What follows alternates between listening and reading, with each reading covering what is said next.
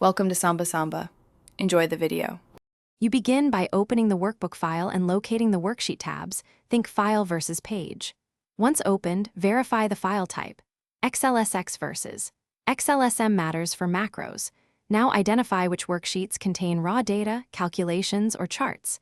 Make sure to save a backup copy before editing. You'll learn to navigate the relationship. A workbook stores multiple worksheets, and each worksheet holds cell-based content like formulas, tables, and links. This distinction guides your workflow and permissions. Once you've organized basic tabs, start managing sheets to streamline work. You can create, rename, hide, or copy worksheets to separate raw data from reports. Do this to reduce errors. For calculations across sheets, use cross-sheet references like equals sheet name, A1 or table-based names for clarity. Make sure to set named ranges and workbook-level data connections where needed, and apply sheet or workbook protection to control edits. These steps reduce redundancy and make updates predictable and auditable. To finish, validate the workbook by auditing formulas and links. Use trace dependence and error checking to find broken references.